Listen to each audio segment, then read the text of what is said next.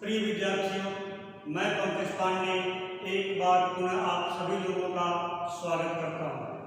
बच्चों, कक्षा 10 की हिंदी में जो व्याकरण का अंश है, जो भाग है व्याकरण में, मैं आप सभी लोगों को वाच्य के विषय में पढ़ा चुका हूं।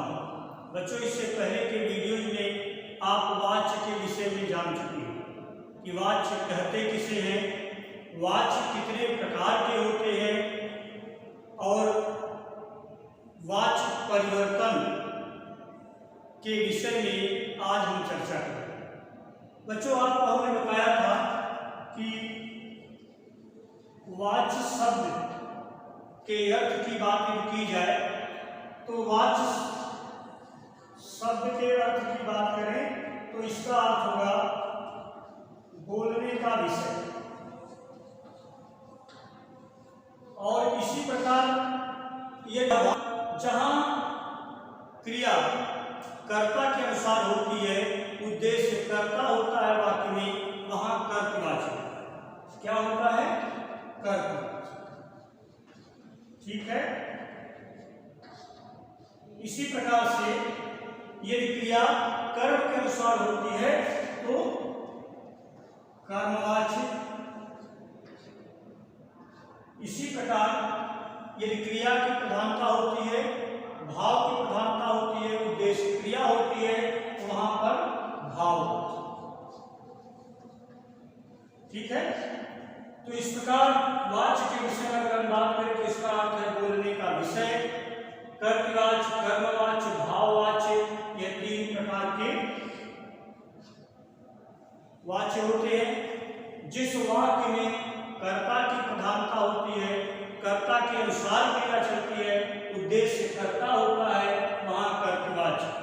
जिस वाक्य में कर्म के अनुसार क्रिया चलती है, कर्म प्रभावशाली होता है, कर्म उद्देश्य होता है, वहां कर्मवाच्य। और इसी प्रकार से जहां पर क्रिया की प्रधानता या भाव क्रिया मुख्य होती है, उद्देश्य के रूप में होती है वाक्य में, उसे हम भाववाचक। तो बच्चों, इस प्रकार से हम वाच्य के विषय में आज समझ चुके हैं, लेकिन आज हम पढ़ेंगे कि वाच्य में कर्तवाच्य के वाक्य को हम कर्मवाच्य में कैसे बदल सकते हैं।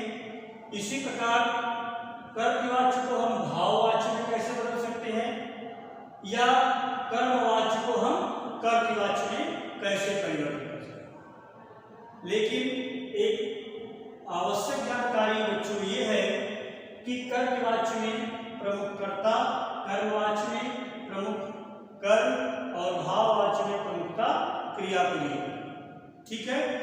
कर्तवाच्य में कर्म कर्ता के साथ साथ कर्म भी प्रयुक्त होता है कुछ वाक्यों में, लेकिन प्रधानता कर्ता की होती है, क्रिया कर्ता के अनुसार चलती है। कर्मवाच्य में कर्म होता ही है, अनिवार्य होता है, और कर्म के अनुसार ही क्रिया चलती है। लेकिन भाववाच्य में कर्म नहीं, ये विशेष रूप से ध्यान दीजिएगा। नहीं। ठीक है। यदि कोई ऐसा उदाहरण है भाववाच्य का तो उसमें विशेष रूप से कर्म नहीं होते हैं, वहां पर क्रिया की प्रधानता होती है। तो आइए देखते हैं कर्तवाच्य को हम कर्मवाच्य में कैसे परिवर्तित करें। ठीक है। तो बच्चों, सबसे पहले आज वाच्य परिवर्तन, क्योंकि इससे पहले कर्तवाच्य, कर्मवाच्य और भाववाच्य के विषय में हम चर्चा कर चुके हैं। ठीक है। वाच्य परिवर्तन, एक तरफ आप देखिए कर्तवाच्य,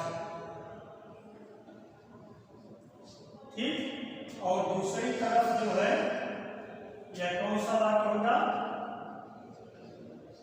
कर्मवाच्य।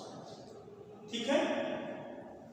तो एक तरफ जो है कर्तवाच्य और दूसरी तरफ कर्मवाच्य। ठीक। पहले हम कुछ उदाहरण देखते हैं कि कैसे हम कर्तवाच्य को कर्मवाच्य में परिवर्तन कर सकते हैं। इसके बाद हम ये देखेंगे कि किस पहचान के माध्यम से हम जान सकते हैं कि इसे क्या जोड़ने से कर्मवाच्य हम बना सकते हैं।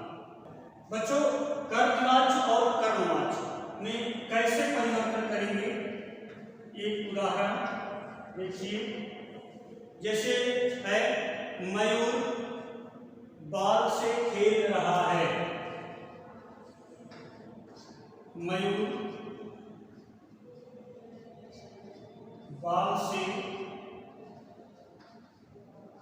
खेल रहा है। कौन खेल रहा है? मयूर। मयूर नाम का एक लड़का है जो बाल से खेल रहा है। अब इसमें खेलना क्या है? ये क्रिया है और मयूर क्या हो गया? कर्ता हो गया। ठीक, इसमें किसकी प्रधानता है? मयूर बाल से खेल रहा है, इसका मतलब कि क्रिया किसके अनुसार चल रही है? मयूर के अनुसार, कर्ता के अनुसार। ठीक है, लेकिन कर्मवाच्य में किसकी प्रधानता होती है? कर्म की होती है। तो अगर हम इसे कर्मवाच्य में बदलेंगे तो ये हो सकता है कि मयूर के द्वारा बाल से खेला जा रहा है। मयूर के द्वारा बाल से खेला जा रहा है। अब यहां पर ये जो कर्म था इसकी प्रधानता बढ़ गई। ठीक है, और यहां पर खेला जा रहा है, यह क्रिया है, बाल कर्म है, मयूर कर्ता है। यहां पर मयूर बाल से खेल रहा है अर्थात क्रिया किसके अनुसार है? कर्ता के अनुसार है। लेकिन मयूर के द्वारा बाल से खेला जा रहा है तो यहां पर किसकी अनुसार क्रिया हो गई? बच्चों, क्रिया कर्म के अनुसार हो गई, इसलिए यह कर्मवाच्य है। क्यों? क्योंकि क्रिया खेला जा रहा जो है यह बाल पर आधारित हो गई, बाल के अनुसार हो गई। इसलिए और एक बात है कि आप देख रहे होंगे कि से या द्वारा या के द्वारा से जैसे शब्द यदि आते हैं तो अक्सर वह कर्मवाच्य होते हैं। तो कर्तवाच्य से कर्मवाच्य बदलने के लिए के द्वारा, से आदि जैसे शब्दों का भी प्रयोग किया जाता है। ठीक, एक उदाहरण और देखिए। बच्चे फूल तोड़ते हैं। ठीक है, बच्चे फूल तोड़ते हैं।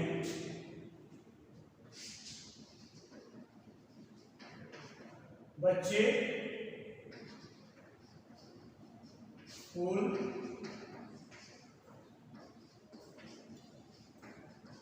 तोड़ते हैं। ठीक है, लेकिन इसको अगर हम परिवर्तित करेंगे तो बच्चों के द्वारा फूल तोड़ा जाता है।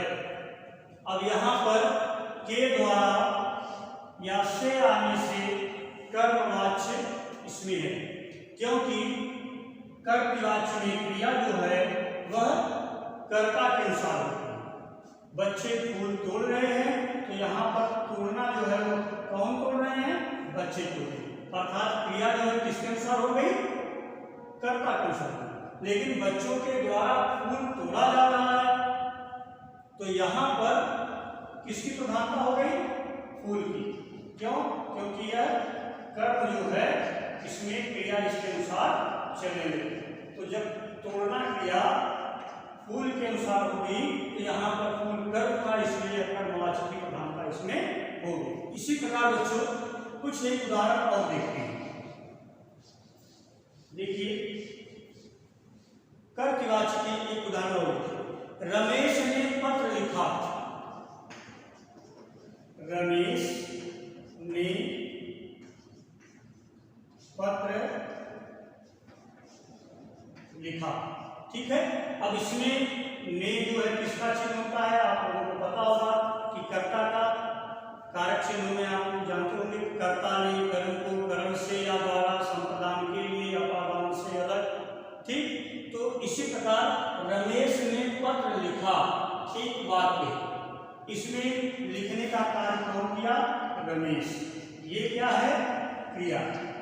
क्रिया किसके अनुसार चल रही है, कर्ता के अनुसार अर्थात रमेश। ठीक है, यदि इसको हम कर्मवाची में बदलें तो ने हट जाएगा। ये ने जो है कर्मवाची में हमें कर्म की प्रधानता देनी है। पत्र इसमें कर्म है, इसमें तो गौण है, लेकिन कर्मवाची में जैसे परिवर्तन करेंगे तो क्रिया पत्र के अनुसार हो जाएगी। ठीक, तो रमेश ने पत्र लिखा, अब इसे बदलेंगे रमेश के द्वारा पत्र लिखा गया। ठीक है, रमेश के द्वारा पत्र लिखा गया। अब लिखा गया ये जो क्रिया है, इसका प्रभाव किस पे आ गया, पत्र अर्थात कर्म। ठीक है, अब ये किसके अनुसार हो गई, कर्म के अनुसार। और यहाँ पर के द्वारा से द्वारा जो चिन्ह है वो ने चिन्ह कर्ता का हट गया, यहाँ पर करण कारक का चिन्ह जो है लग गया। ठीक, तो इस प्रकार से रमेश के द्वारा पत्र लिखा गया। ठीक, रमेश ने पत्र लिखा, रमेश के द्वारा पत्र लिखा गया। तो कर्तवाच्य से कर्मवाच्य में कैसे परिवर्तन करना है, ये मान लीजिए कर्मवाच्य का उदाहरण होगा और इसे कर्तवाच्य में परिवर्तन होगा कि रमेश के द्वारा पत्र लिखा गया, इस वाक्य को कर्तवाच्य में परिवर्तित करिए। तो सीधी सी बात है, रमेश के द्वारा पत्र लिखा गया, के द्वारा हटा करके सबसे पहले कर्ता का चिन्ह नहीं जोड़ते, रमेश ने पत्र लिखा। ठीक, देखिए एक और उदाहरण देख लीजिए, श्याम पत्र पढ़ता है। श्याम पत्र पढ़ता है।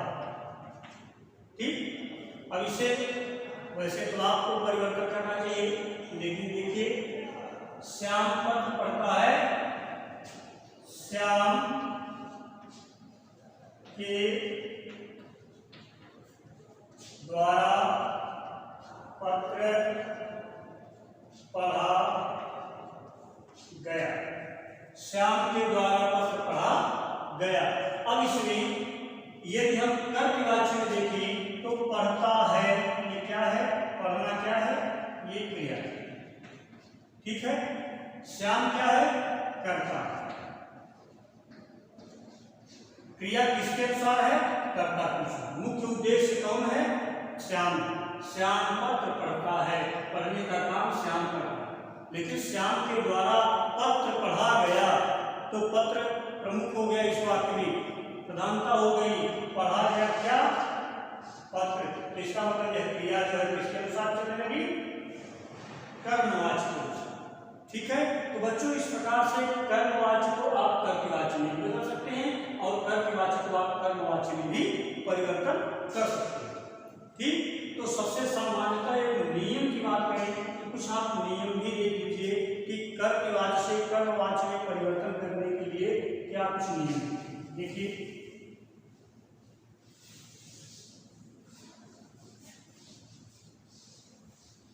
सबसे पहले कर्मवाच्य बनाना,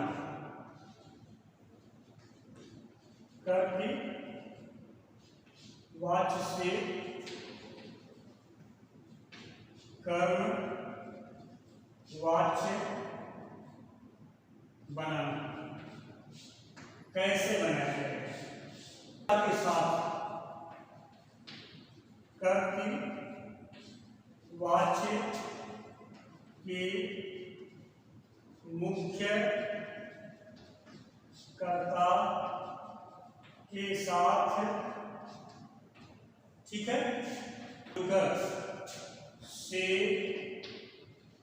या द्वारा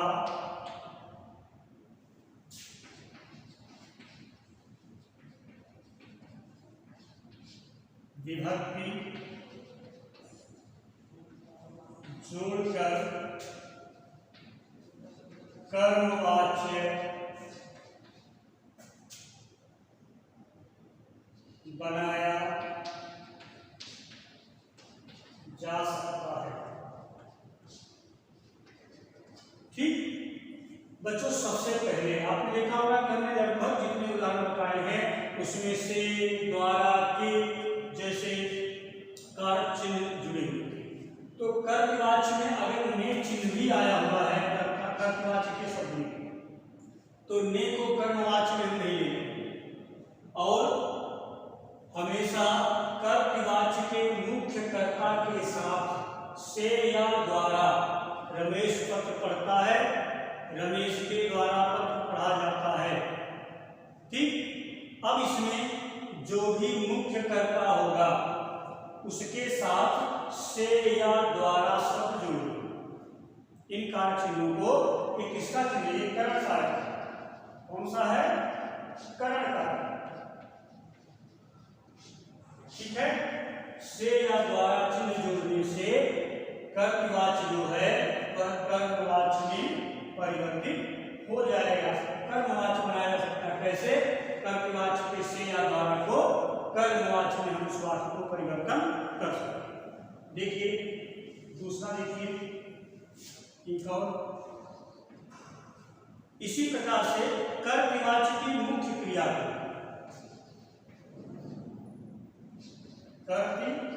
कर्तवाच्य की मुख्य क्रिया को सामान्य भूतकाल में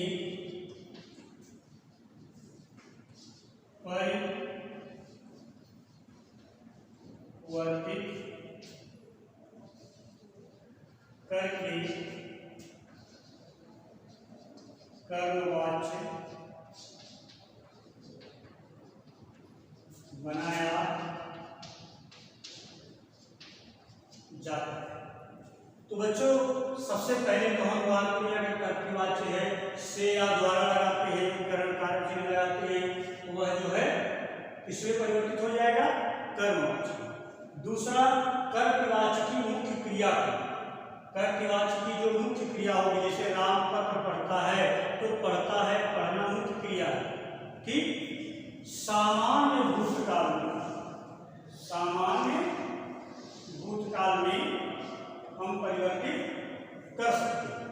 ठीक है, ने परिवर्तित करके कर्मवाच्य बनाया जा सकता है।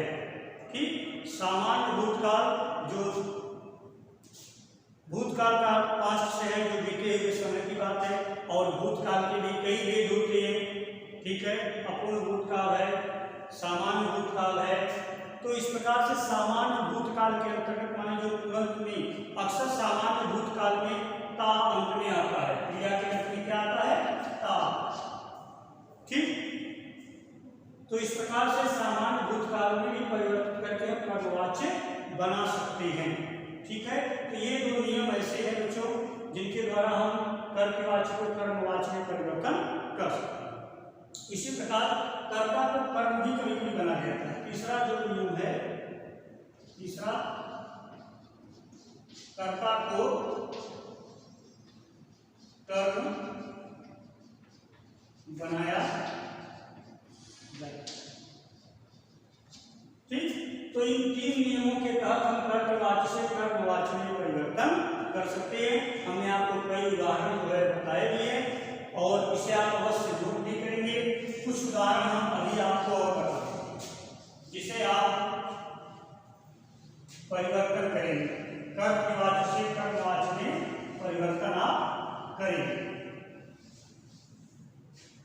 देखिए कर्तवाच्य के कुछ उदाहरण हम लिख देते हैं और इसे आपको कर्मवाच्य में परिवर्तन करना। जैसे राम और श्याम घर जाते हैं। दूसरा, इसी प्रकार से माँ भोजन बनाती है। तीसरा,